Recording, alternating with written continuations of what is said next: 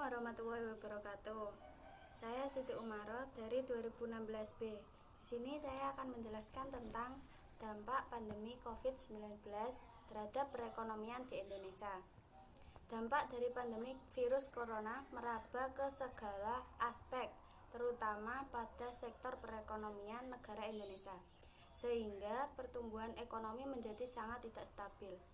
Dikala pemerintah sedang berupaya untuk mengoptimalkan kondisi perekonomian Indonesia, pandemi COVID-19 datang dengan segala dampak negatifnya.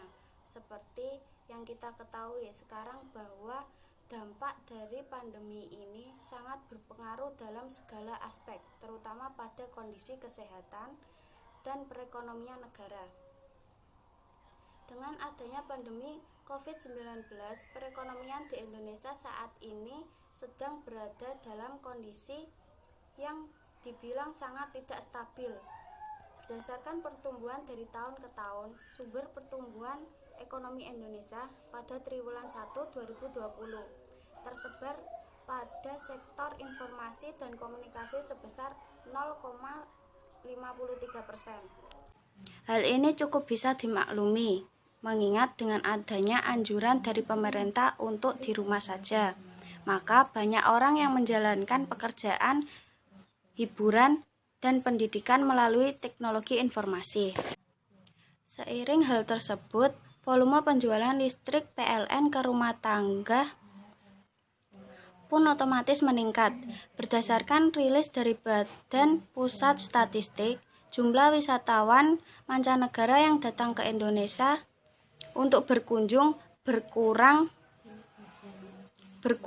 sangat drastis. Pada triwulan 1 2020 sejumlah 2,61 juta berkurang menjadi 3,49% dibandingkan dengan tahun lalu.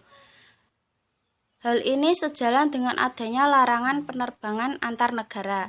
Jumlah penumpang angkutan rel dan udara juga tumbuh negatif seiring dengan diberlakukannya PSBB. Berdasarkan analisis data yang dikeluarkan oleh The Singapore University of Technology and Design dengan menggunakan metode estimasi pandemi, maka diperiksa puncak pandemi di Indonesia telah terjadi pada bulan April 2020 yang lalu dan diperkirakan akan berakhir pada akhir Juli 2020. Bila diprediksi yang ditunjukkan untuk pendidikan dan penelitian ini benar, maka pertumbuhan ekonomi di Indonesia akan mencapai titik terendah pada kuartal kedua. Bila bulan Juni aktivitas sudah berjalan, maka perusahaan dan pengusaha masih mempunyai waktu untuk langsung operasional. Kondisi perekonomian Indonesia masih memiliki peluang untuk bangkit. Keuangan perusahaan diperkirakan masih bisa bertahan sampai 3 bulan.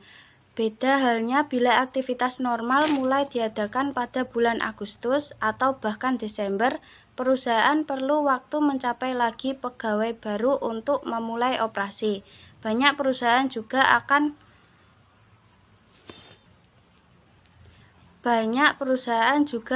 tidak kuat bertahan selama lebih dari 3 bulan. Dari sisi makroekonomi, dengan adanya stimulus fiskal yang disertai dengan realokasi anggaran untuk kesehatan, perlindungan sosial, dan pemulihan ekonomi nasional dari sektor keuangan, diharapkan akan dapat meningkatkan perekonomian secara perlahan di kuartal ketiga. Dengan menggunakan metode input-output, tim riset ekonomi PT Sarana Multi Infrastruktur memperkirakan bahwa stimulus fiskal oleh pemerintah sebesar 405,1 triliun akan tercipta output dalam perekonomian sebesar 649,3 triliun. Sementara itu, nilai tambah dari pendapatan pekerja akan meningkat masing-masing sebesar 355 triliun dan 146, triliun. Dengan penciptaan output, bila nilai tambah dan pendapatan dalam perekonomian, stimulus fiskal yang dilontarkan akan menyerap tambahan tenaga kerja sebesar 15 juta orang atau 11,84% dari total tenaga kerja. Stimulus fiskal ini diharapkan dapat memberi kontribusi terhadap pertumbuhan ekonomi di Indonesia tahun 2020 sebesar 3,24%. Stimulus fiskal juga telah diikuti stimulus moneter yang diberikan oleh Bank Indonesia dengan menurunkan tingkat bunga acuan dan pelonggaran giro wajib minimum. Penurunan tingkat bunga acuan ini diharapkan akan diikuti dengan penurunan tingkat bunga pasar sehingga dapat mendorong investasi dan pertumbuhan ekonomi. Pandemi COVID-19 ini juga telah memberikan nuansa baru pada rantai pasokan dunia. Sumber pasokan dunia yang tadinya dikuasai kurang lebih 20% oleh negara Cina telah bergeser ke beberapa negara lain karena adanya pandemi ini. Tentu saja untuk dapat merebut kue pada global supply chain, Indonesia harus menarik investor.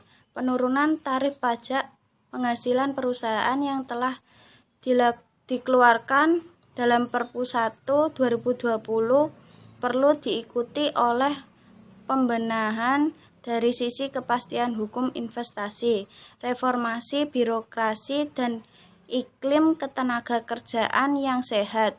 Segala daya upaya perlu dikerahkan secara bersinergi agar Indonesia dapat bangkit dari kondisi yang disebabkan dari dampak pandemi COVID-19 ini.